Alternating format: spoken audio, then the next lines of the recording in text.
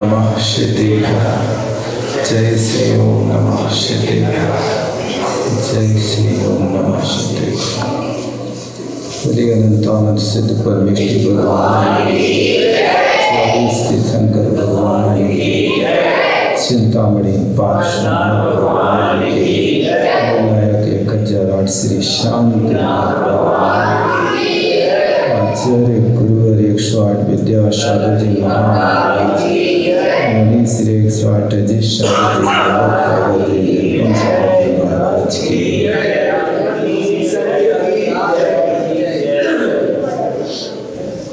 अनुरागी बंधु, यहाँ पर सिद्धायतन में पहली बार अवसर है कि जहाँ पर आप लोगों के बीच बैठ करके कुछ चर्चा करूं। वास्तव में देखा जाए, अपने जीवन को सुखी बनाने के लिए प्रत्येक व्यक्ति को आँख खुलते ही अपने जीवन में 4 चीजों का आचरण करेंगे। जैसे आप अपने दिन भर का शेड्यूल बना लेते हैं कि आज ये करना है, ये करना है, ये करना। इसी तरह यहाँ पर भी आँख खुले और 4 काम के विषय में आपको विचार करना। चेहरे पर मुस्कुराहट हो,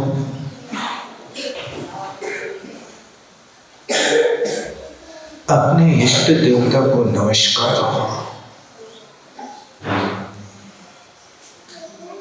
परिवार में रहने वाले अपन से बड़े लोगों को प्रणाम हो। आज का दिन अब क्रोध में व्यतीत होगा, इसका संकल्प हो। अक्रोध मतलब क्रोध नहीं करेंगे। और चौथी बात, आज हम अपने उपकारी जनों के प्रति कृतज्ञता ज्ञापित करेंगे। रहेंगी यादें 4 बातें। पहली बात मुस्कुराहट, क्योंकि प्रातःकाल ही आपका मुहूर्त बिगड़ जाता है, क्योंकि 10-20 बार लोग जगा देते हैं, आपका मूड खराब हो जाता है और चेहरे पे एक कषाय का ताला सा लटक जाता है। कोई से बोलने का मूड नहीं होता। मंजन भी करेंगे तो ऐसे करेंगे कि इतने जोर जोर से कि सारे चाय अपने ही दांत गिर जाए, क्योंकि गुस्सा हो गए ना थोड़े से। आप लोग बहुत डिस्टर्ब करते हैं, इतनी देर से जगा रहे हैं। नहीं, प्रातःकाल आँख खुले, अतीव प्रसन्नता मुस्कुराहट चेहरे पर हो गए और उठते प्रणाम की पद्धति, पलंग से पैर नीचे रखते ही 9 बार नमोकार का स्मरण करें, परमात्मा को स्मरण करें और इसके साथ में जैसे नीचे आए तो अपने माता पिता को प्रणाम करें, बड़े लोगों को प्रणाम करें, क्योंकि ये बहुत प्यारी पद्धति है। प्रणाम एक ऐसी वस्तु है कि जिसको करने से परिणाम बहुत प्यारा होता है। यदि आप विरोधी जनों के लिए भी प्रणाम करते हैं तो आशीर्वाद तो मिल ही जाता है। आप लोगों ने देखा होगा महाभारत में जब दोनों साइड, यहाँ पांडवों की और वहां कौरवों की सेना आमने सामने खड़ी थी, उस समय धर्मराज युधिष्ठिर अपने रथ से उतरे और कौरवों की सेना की ओर बढ़े। दुर्योधन मन में प्रसन्न होता, देखो कर्ण। धर्मराज युधिष्ठिर अपनी सेना को देखते ही हार गया। अब वो अपने यहाँ सामने झुकने के लिए पैदल चल के आ रहा है। पक्का है विजय अपनी है, ये दुर्योधन सोच रहा था।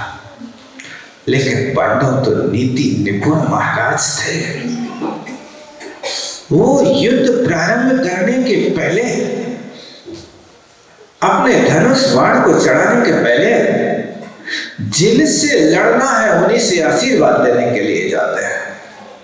गए और भीष्म पितामह जो कौरवों की सेना में मुखिया थे, वहां जाके प्रणाम करते हैं। भीष्म पितामह, मुझे विजयी होने का आशीर्वाद प्रदान करो।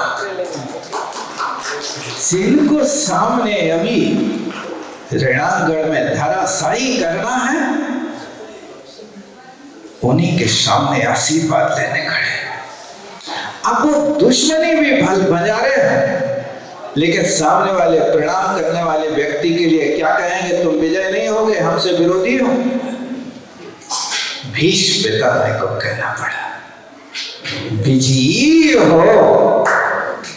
आप विचार करो कि प्रणाम में इतनी ताकत है कि जो विजय होने की भावना लेकर के आया है, वो व्यक्ति सामने वाले के विजय होने की आशीर्वाद दे रहा। यहां से पांडवों ने भले ही भीष्म के लिए सीधे निशाना बनाया, लेकिन जब आशीर्वाद लेकर के गए और भीष्म ने अपने बाण चलाए, तो सामने निशाने के स्थान पर तिरछे चलाते थे। कहीं इनको मेरे आशीर्वाद का अन्यथा ना हो जाए, ऐसा मन में विचार होता था। एक प्रणाम की विशेषता है, ऐसा वास्तव में अपने जीवन को सुखी बनाने के लिए मुस्कुराहट, प्रणाम और अक्रोध भाव, जो भी अपने अंदर क्रोध की परिणति है, उसको समाप्त करने की कोशिश करो। इसलिए किसी ने लिखा है, गम की चटनी बनाओ ताकि एक दिन चले, और खुशियों का अचार बनाओ ताकि सालों साल चले।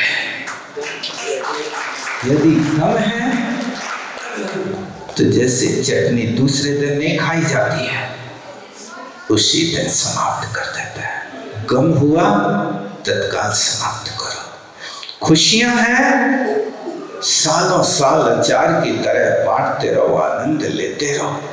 स्वयं और दूसरों के लिए ये अपने लिए होना चाहिए। और कृतज्ञता की क्या बात कहें, जिनने अपने साथ थोड़ा भी उपकार किया है, उनके प्रति अपन को कृतज्ञ होना चाहिए। जो व्यक्ति कृतज्ञ नहीं होते, किए हुए उपकार को नहीं मानते हैं, नीतिकार कहते हैं कि वो व्यक्ति कृतज्ञ कहलाता। और जो कृतज्ञ होता है, अपने किए हुए उपकारी जनों के उपकार को भूल जाता है, उसको कहते कि वो 100 वर्ष तक कुत्ते की योनि में रहता है। इसलिए कुत्ते का एक नाम कृतज्ञ रखा है। इसलिए उपकारी जनों का अपने लिए उपकार मानना ही चाहिए। मैं देखता हूँ जब कभी राकेश भैया जी को, तो इनको देखते ही मुझे चलता फिरता गुरुकुल नजर आने लगता है। जब गुरुकुल में रहते थे तो गुरुकुल में जैसे मकान के स्तंभ 4 होते हैं, ऐसे 4 स्तंभ के रूप में आचार्य श्री ने गुरुकुल का महल बनाया था। सबसे प्रधान भीष्म पितामह की तरह पंडित पन्नालाल जी साहित्याचार्य थे। और इसके अलावा मैं भाई राकेश भैया जी को, जिनेश भैया जी को, और एक और पंडित जी थे गुलाब चंद जी, ये लोग छोटे पंडित जी के नाम से जाने जाते थे। गुरुकुल में हम लोगों को पढ़ाते थे। वास्तव में राकेश जी की चर्या और चेष्टा देख करके लगता था कि इनने अकेला ज्ञान नहीं लिया, इनके पाठ्यक्रम में सेवा का भाव, परोपकार का भाव अपने आवश्यकों के प्रति निष्ठा का भाव बहुत प्यारा इनको मुझे लगा कि शायद गॉड गिफ्ट है। ये शुरू से इस प्रकार की निष्ठावान व्यक्तित्व को मैं जब भी देखता हूँ तो मुझे वर्णी जी के अथवा जिनेंद्र वर्णी का रूप इनके चेहरे पर दृष्टिगोचर होता है। पुरातत्व की निशानी आज देखने को मिलती है तो भौतिकता की चकाचौंध में भी आज अपनी काया को एक दो दुपट्टों के अंदर बहुत सादा सिंपल जीवन जीते हैं। दुनिया भले ही कुछ करे लेकिन आप तो अपने आप में रहते हैं। सेवा भाव भी इतना है, अध्ययन कराने की कला भी बहुत अच्छी है।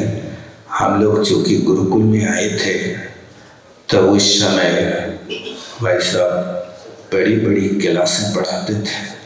हम लोग तो छेड़ा वगैरह पढ़ने वाले विद्यार्थी थे। ये जीव कांड कर्म कांड वाली क्लासों को देते थे तो लगता था कि इनके पढ़ाए विद्यार्थी जो थे वे अपने आप में अच्छी चोटी के विद्वान और वक्ता तो थे, लेकिन ये पढ़ाते थे तो 7 गाथाएं जीवकांड की पढ़ाते थे तो 7 गाथाएं कल सुनते भी थे। मेरा भी मन होता था कि मैं भी सुनो जीवकांड, 1-2 साल बाद कोर्स में आएगा, लेकिन सुन तो लूं, लेकिन अब याद करके यदि नहीं सुनाऊंगा तो एक क्लास के बाहर करेंगे अभी। फिर अच्छा कि अपना जब समय होगा तभी पढ़ेंगे। तो इस तरह से सेवा भाव में भी सोचना नहीं पड़ता। कभी भी कोई थोड़ा सा भी किसी भी व्यक्ति को बुखार आ जाए, ब्रह्मचारी भाइयों को तत्काल अपने खर्चा अपने सारे काम छोड़ करके मेडिकल ले जाते थे। जब तक स्वस्थ ना हो जाए तब तक पूरी ड्यूटी निभाते थे, कहीं कोई प्रमाद नहीं। और गुरुकुल में भैया वृत्ति करने का पाठ सीखा तो इनसे सीखा है। पंडित जी की रात को 9 बजे से 10 बजे तक कपड़े उतार करके पूरी शक्ति के साथ सेवा करते थे। और लगता था कि एक ज्ञानी व्यक्ति होकर के भी इस तरह से अपना एक काम करते हैं, कहीं कोई संकोच नहीं। इस तरह से सेवा का पाठ, अध्ययन का, बड़े बड़े सिद्धांत ग्रंथों का और आचार्य भगवान की सारी वाचनाओं को इनने प्रारंभ से सुना होगा। उस समय शायद 76 में एक व्रत ले चुके थे और 80 से वाचनाएं प्रारंभ हुई हैं। तो इस तरह वाचनाओं का कार्य भी इनके माध्यम से संपन्न हुआ। मूल वाचना के प्रेरक सागर में तो पंडित पन्नालाल जी थे, लेकिन पंडित पन्नालाल जी के भी बहुत अच्छी तरह से सेवा करने में अग्रणी रहे।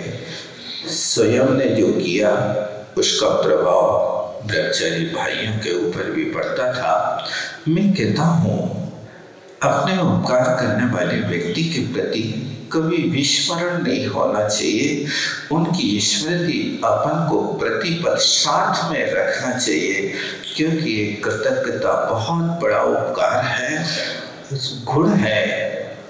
पूज्य स्वामी ने बोधि दुर्लभ भावना का वर्णन करते हुए सर्वासिद्धि में लिखा है, जैसे स्थावर पर्याय से दृश्य पर्याय का पाना दुर्लभ है, इस तरह से मनुष्य बने में एक कृतज्ञता गुण आना बहुत दुर्लभ है, बहुत दुर्लभ है। मैं सोचता हूँ कि इस तरह की साधना करते जो व्यक्ति स्वयं सिद्ध बनने के लिए लालायित होता है, वो ही सिद्धों की प्रतिष्ठा कराता है। और इस सिद्ध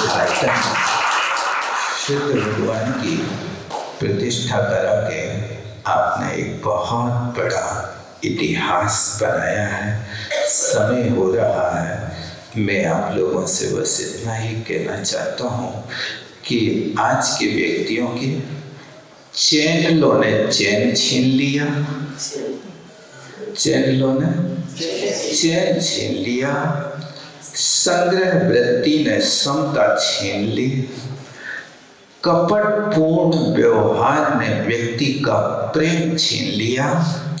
व्यस्तता ने मुस्कुराहट छीन ली और व्यक्ति की आजीविका ने आवश्यक छीन लिए। मैं कहता हूँ इन सब कार्यों के करते हुए आप कभी चैन से रहने का भी भाव बनाएं। आप 24 घंटे करते हैं परिवार के लिए, समाज के लिए, 10 मिनट अपने लिए भी देने की कोशिश करें। तो संग्रह वृत्ति के साथ समता को अपनाने की कोशिश करें।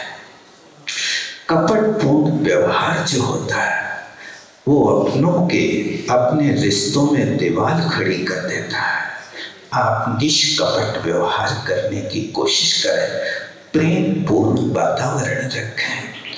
और व्यस्तता तो दुनिया को होती है, लेकिन व्यस्तता के साथ मुस्कुराने की भी कोशिश करें। सिर्फ दूसरों को दिखावटी नहीं, आंतरिक होना चाहिए।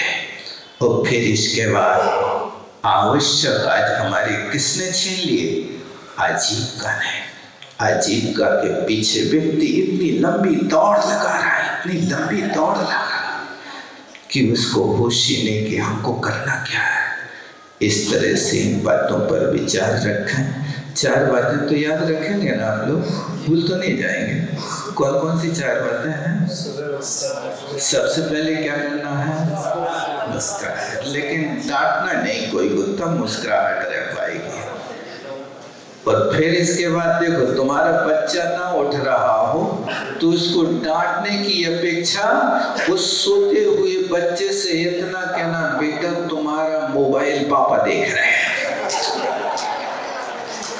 बस वो ऐसा भागेगा, सैया छोड़ के ऐसा भागेगा कि जैसे सांप को देख के भागते ना, ऐसे वो सैया छोड़ के भागेगा।